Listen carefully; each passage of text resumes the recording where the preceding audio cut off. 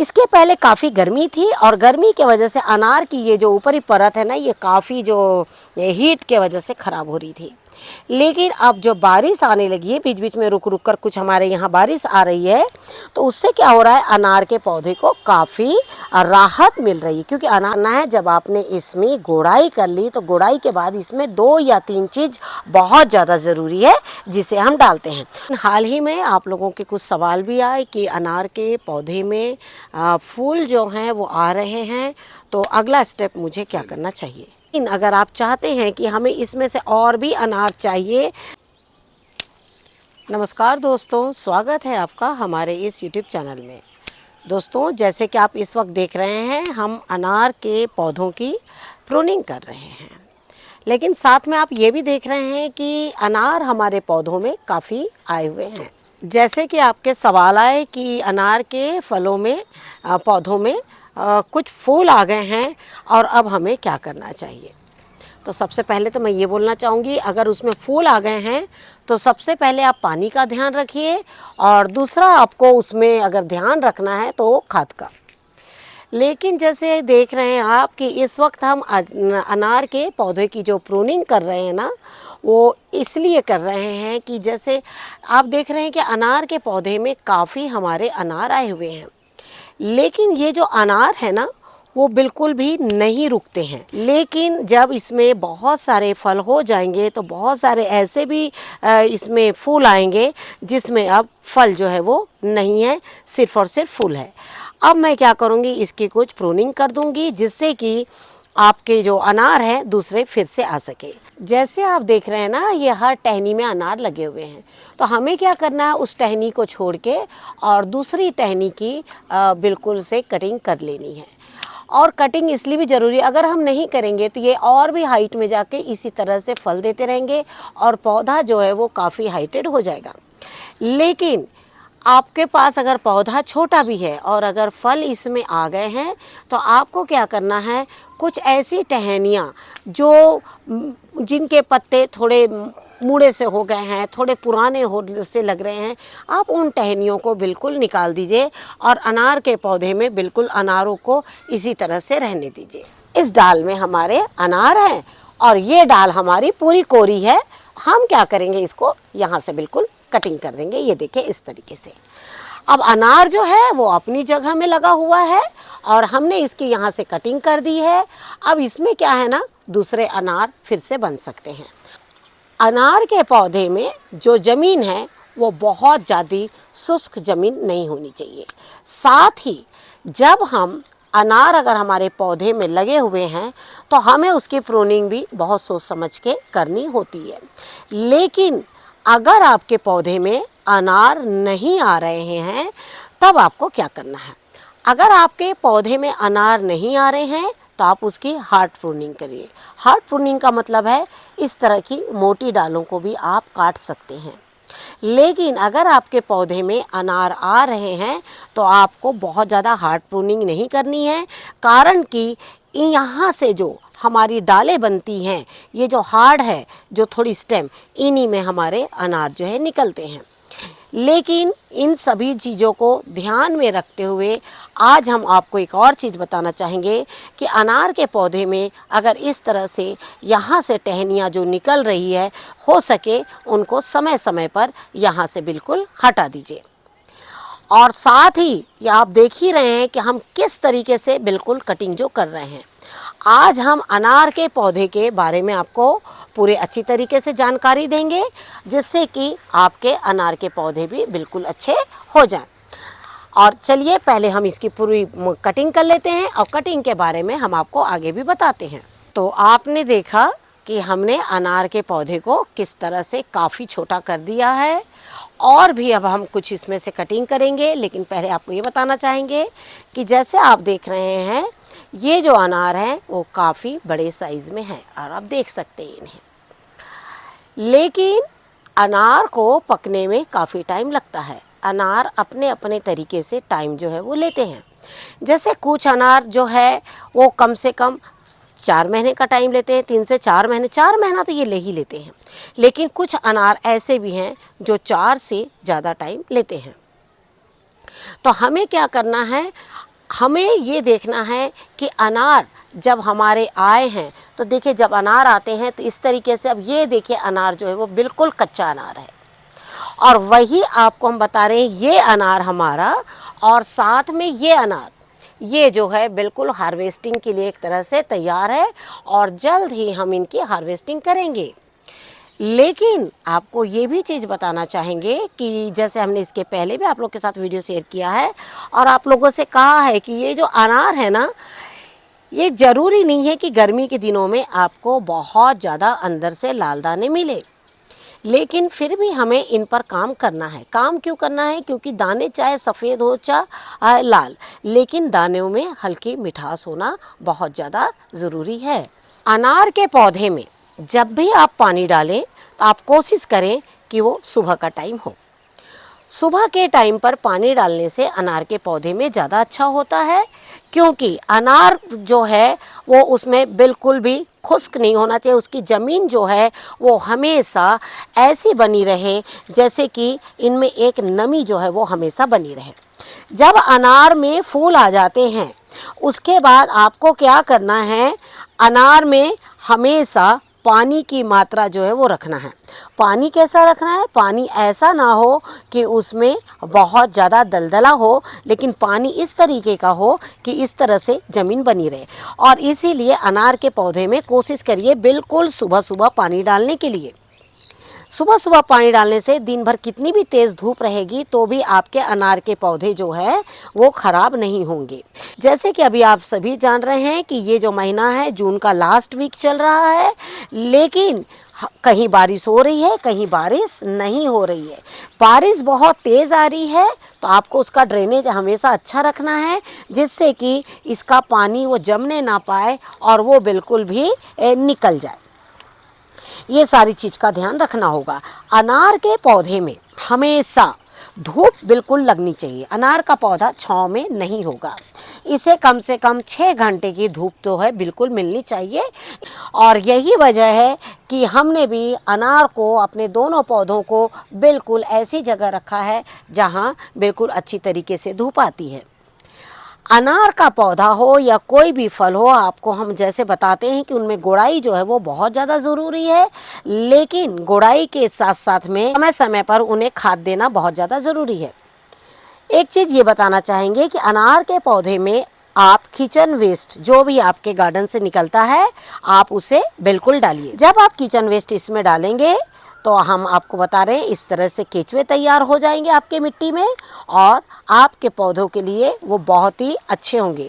जैसे आप vermi compost का इस्तेमाल करते हैं, वर्मी कंपोस्ट यानी केचुए वाली खाद, लेकिन हम जो केचुए वाली खाद लाते हैं आपको उसको लाने की बिल्कुल भी ज़रूरत नहीं पड़ेगी। अगर आप इस तरह के बड़े पौधों में, चाहे वो कंटेनर में हो, क्यारी में हो, किसी भी तरह के ड्रम में हो, वो जिसमें भी आपने लगा रखा है, आप किचन वेस्ट, जो आपके किचन का जो वेस्ट होता है वो अच्छी तरीके से काला हो जाना चाहिए, यानी वो सड़ जाना चाहिए।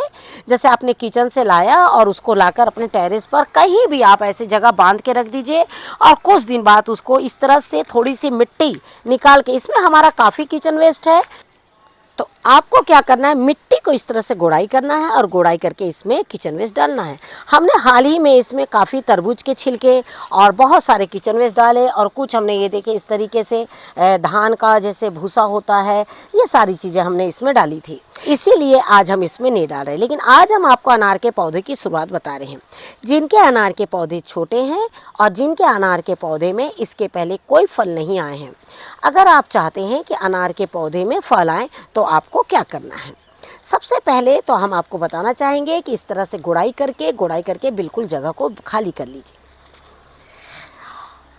जैसे अभी इसके पहले हमने बताया कि प्रूनिंग करिए। सबसे पहला काम है पौधे की प्रूनिंग करना, सेकंड काम है इसमें गुड़ाई करना। गुड़ाई के बाद में इसमें दो चीज़ें खास है। कब?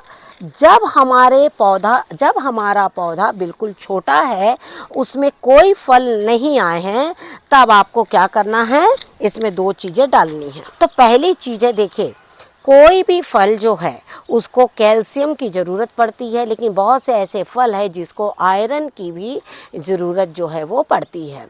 कई बार हम जैसे मार्केट से जो हम NPK लाते हैं उसमें नाइट्रोजन होता है, फास्फोरस होता है, पोटेशियम होता है, लेकिन हम इन सब चीज़ों की भरपाई करने के लिए मात्र एक ही खाद डालते हैं। हमने कल ही एक वीडियो शेयर किया है आप लोग के साथ में, जिसमें हमने फलों में कुछ खाद डाली है, और आपने देखा होगा कि ज़्यादातर हम जो खाद डालते हैं वो हमारी सारी खादें एक समान ही होती है। लेकिन जिस तरीके से आपने देखा है कि हम ज़्यादातर लो बजट में काम करते हैं और ज़्यादातर हम ऑर्गेनिक पद्धति से काम करते हैं, तो जब ऑर्गेनिक पद्धति से काम करते हैं तो हमारे पास में कुछ ही ऐसी खाद होती है जिसको हम अपने पौधों में डालते हैं, जिसमें कि एक गोबर की खाद जो है वो हमारी कंपलसरी है, साथ में सरसों की खाद, सरसों की खली।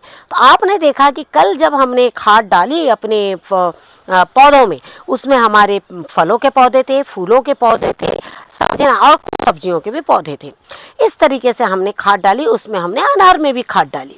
लेकिन एक चीज़ ये भी बताना चाहेंगे कि जब भी हम खाद डालते हैं तो ऐसा नहीं है कि हम आपसे कुछ पीछे छुप कर डालते हैं। जो भी चीज़ है हम आपके सामने डालते हैं, और सामने डालने की वजह यही है कि जिससे कि हम जब इसके अंदर खाद डाल देते हैं तो उसके बाद निकालने की हमारे पास कोई गुंजाइश जो है वो बिल्कुल नहीं होती। तो सबसे पहले तो हम इसके कैल्शियम का, जैसे कि हमने आपसे कई बार कहा है कि हम कोई भी आपको साइंटिफिक रीज़न नहीं देंगे, सिर्फ एक अपना अनुभव शेयर करेंगे आप लोग के साथ में। तो ये देखिए इस तरीके से इनकी जड़ आ गई है। हालांकि हम सभी जानते हैं कि जब एक बार फल आ जाते हैं तो इस तरह से गोड़ाई जो है नहीं की जाती। लेकिन आपको ये भी चीज़ बता दूँ कि मेरे ये फल पकने में बिल्कुल आ गए हैं या पक चुके होंगे, लेकिन जो दूसरे फल हैं वो बहुत छोटे हैं, तो मैं इस तरह का काम इसमें अभी भी कर सकती हूँ। ये हम सभी जानते हैं, ये है चूना। और ये देखिए चूना हालांकि थोड़ा मटमैला हो गया है, क्योंकि आप सभी जानते हैं कि हमारा हम जो चूना बकेट में रखते हैं वो कम से कम 6 महीने 8 महीने साल भर जो इसी तरह पानी में भीगता रहता है। क्योंकि हम ये जो चूना लेते हैं वो है सफ़ेदी वाला चूना, यानी आज भी जो लोग घर में वाइट वॉश करते हैं ये वो चूना है। तो ये चूने को आप देखिए ज़्यादा नहीं डालना है, बिल्कुल थोड़ा सा आपको इस तरह से मिट्टी में डालना है। बड़ा पौधा है तो आप इसमें थोड़ा सा कितना ले सकते हैं, एक काबुली चूने की मात्रा से भी राजमा आप हम सभी जानते हैं, है ना, अपने घरों में सभी लोग राजमा बनाते हैं। तो राजमा जितना बड़ा, तो अभी देखिए हमने ऐसे 3 बार ले लिए हैं, और इस तरीके से हमने सबसे पहले तो इसमें क्या डाल दिया है, चूना डालने के बाद आपको क्या करना है, अगली चीज़ आपको इसमें डाल देना है थोड़ी सी गोबर की खाद। जैसे आप जानते हैं कि हम इस वक्त खाली गोबर की खाद दे रहे हैं, और आपको एक चीज़ ये भी बता दें कि जो गोबर की जो खाद है वो हमेशा कितनी भी आप डालेंगे ना बड़े पौधे को कोई फ़र्क नहीं पड़ता। तो अब जैसे हमने चूना डालने के बाद में चूने को देखिए हमने लगभग जड़ के पास में ही डाला है, और इस तरीके से उसके ऊपर हमने मिट्टी कर दी, और ये देखिए इस तरीके से हमने मिट्टी कर दी। अब हमारा अगला राउंड क्या है, अगला राउंड है हमारी गोबर की खाद। जो भी लोग नए हैं या जिनके पौधे बिल्कुल नए हैं और जिनके पौधे में फल नहीं आ रहे हैं, तो सबसे पहले प्रूनिंग, सेकंड काम चूना, दूसरा काम है आपका गोबर की खाद। अब आप देखिए मैंने चूना यहाँ पे डाला, मिट्टी से बंद कर दिया, अब ये यहाँ पर मैं गोबर की खाद डाल रही हूँ। अब आपको एक चीज़ और बताना चाहूँगी कि जिनके पास सरसों की खली है वो सरसों की खली भी डाल सकते हैं, लेकिन अगर किसी कारणवश सरसों की खली आपके पास नहीं है तो फिलहाल गोबर की खाद डाल सकते हैं। अब अगर आपके पास सरसों खली और गोबर की खाद दोनों भी चीज़ ना हो तो क्या करें, तो आप इसमें वर्मी कंपोस्ट और किचन वेस्ट, जैसे ही आप इसमें वर्मी कंपोस्ट और किचन वेस्ट डालेंगे, आपका अनार का पौधा या गोबर या चूना कंपलसरी है, सबको डालना है, ठीक है ना। और ऑप्शनल में हमने आपको गोबर की खाद और आपका वर्मी कंपोस्ट बताया है, और वर्मी कंपोस्ट और साथ में किचन वेस्ट की बताया। किचन वेस्ट से तो बहुत अच्छे फल होते हैं। मैं तो कभी आपको एक चीज़ बताना चाहूँगी, कोई भी फल मेरा कितना मीठा हो या फीका हो, मैंने एप्सम सॉल्ट तक आज तक किसी पौधे में नहीं डाला है, यही मेरी सच्चाई है। मैंने एप्सम सॉल्ट तक का यूज़ नहीं किया। हाँ, नीला तोता का मैंने यूज़ किया क्योंकि मैं चूने का यूज़ करती हूँ, इसलिए मैं नीले तोते का भी इस्तेमाल जो अपने खाद में करती हूँ, लेकिन फ़िलहाल इसमें नहीं। तो अब गोबर की खाद डाल दिया आपने, गोबर की खाद इससे ज़्यादा भी आप डाल सकते हैं, लेकिन हमने कल ही डाला है, वो वीडियो भी आप तक के पहुंच जाएगा, तो पहुंच गया होगा। अब इसके ऊपर में वापस आपने ये मिट्टी डाल दिया। इस तरीके से आप सारी मिट्टी जो है वो बिल्कुल डाल दीजिए, इसमें इसको पैक कर दीजिए। तो आपने इसमें क्या 3 चीज़ डाल दी, सरसों की खली, गोबर की खाद, आपने इसमें 2 चीज़ डाल दी। लेकिन एक सबसे इम्पॉर्टेंट चीज़ है जिसको आप कभी वैल्यू भी नहीं देते होंगे, लेकिन हमने कई बार अपने वीडियो के माध्यम से आप लोगों को बताया है कि आपको इसमें क्या डालना है। आपको हमने कहा था कि जैसे ये पौधे जो हैं हमारे ज़मीन के पौधे हैं जिन्हें हमने टेरेस में लगाया है, अब इसमें बहुत से अवशेष हमें नहीं मिल पाते हैं।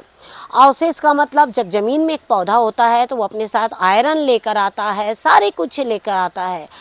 पेड़ों की खाद यानी लकड़ी का भूसा।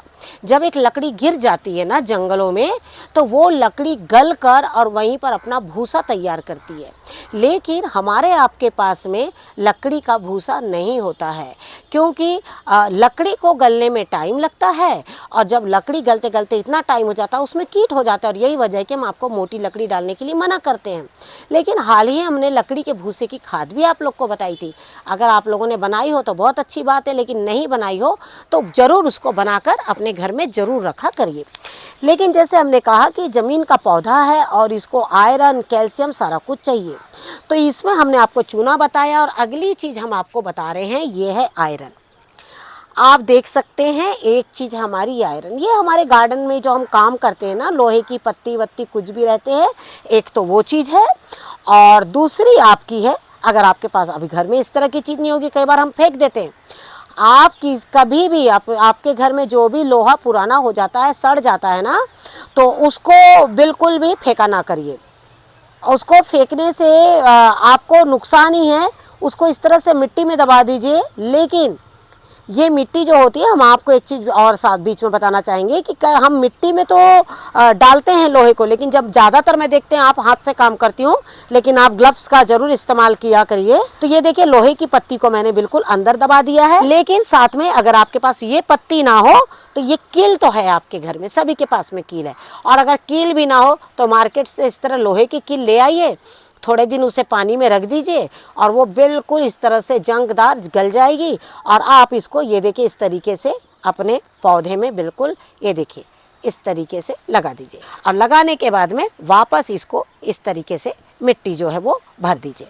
तो इस तरीके से अनार के पौधे की पहली केयर हो गई।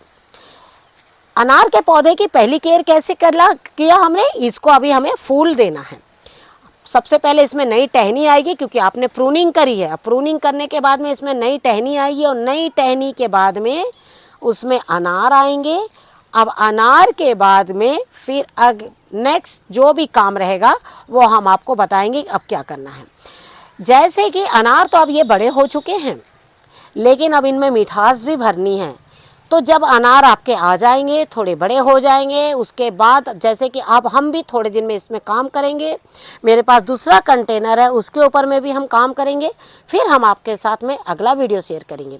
लेकिन अब आपको अच्छी तरीके से समझ में आ गया होगा, 2 लोगों को जिनके अनार के पौधे में इस तरीके से फूल आए हुए हैं उनको भी यही काम करना है, और जिनके इसमें फल नहीं आए होंगे उन्हें भी यही काम करना है, और जिनके गार्डन में फल आ भी गए हैं और उसके पहले अगर आपने ये 2 से 3 चीज़ें नहीं डाली है, तो आपको ये तीनों चीज़ें बिल्कुल अनार के पौधे में डाल देनी है। इस तरीके से छोटे छोटे काम करते हैं। ऑर्गेनिक पद्धति में जब हम काम करेंगे तो ऑर्गेनिक पद्धति में इसी तरीके के काम जो है वो पेड़ पौधे में होंगे।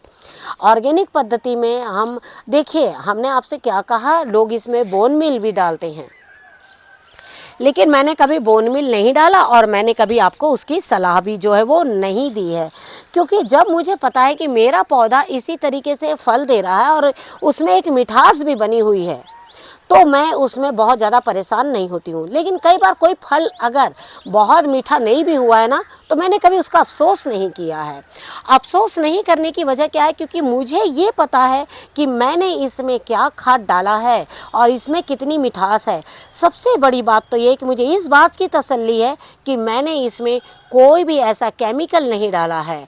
तो इसीलिए अगर मैं बाज़ार से अगर 1 केजी अनार लेकर खाती हूँ और या अपने घर का एक अनार भी खाती हूँ, तो बहुत ज़्यादा मेरे लिए ये फ़ायदेमंद है। तो इस तरीके से छोटे छोटे काम करिएगा। लेकिन काम करने के बाद अगर आपका अनार का पौधा अच्छा हो जाता है तो प्लीज़ ज़रूर बताइएगा कि आपका अनार का पौधा अच्छा हो गया है। क्योंकि इसके पहले जब हमने इस पर वर्क किया था तो एक कमेंट आया था हमें कि ये अनार का पौधा नहीं लग रहा है। तो मैं उस सवाल का जवाब नहीं दे सकती उनको, क्योंकि आपके सामने अनार का पौधा है, आपके सामने अनार लगे हुए हैं, आपके सामने हमने सारी चीज़ ज़मीन में मिला दी है। अब उसको हम ज़मीन से निकाल भी नहीं सकते। तो ये सारी चीज़ जो नेचुरल चीज़ है आपके सामने प्रेजेंट किया जा रहा है बिल्कुल। तो आपको क्या करना है, इसी बात पे ध्यान देना है। वीडियो बड़ा हो जाता है तो कोई बात नहीं, उसको आप स्किप कर दीजिए। तो इसी तरीके से अपने पौधों पे काम करते चले जाइए और इसी तरीके से एक छोटे से पौधे में फल लेते चले जाइए। अनार का जो पौधा है, जब बीजों से जो पौधे तैयार होते हैं उनको 3 से 5 साल का टाइम चाहिए। लेकिन जो ग्राफ्टिंग पौधे हैं वो 1 साल में फल देते हैं। लेकिन वो जो 1 साल में फल देते हैं उसके पीछे भी आपको बहुत मशक्कत करनी पड़ती है। कैसे? कभी फूल झड़ जाएगा, कभी फल झड़, क्योंकि आपका पौधा, ये आपकी जो डाल है ये इतनी मजबूत नहीं हुई है कि वो इन सब का भार ले सके। जब तक आपके इस तने में दम नहीं रहेगा, जब हमारे पैर अच्छे नहीं रहेंगे तो हम क्या खड़े हो पाएंगे?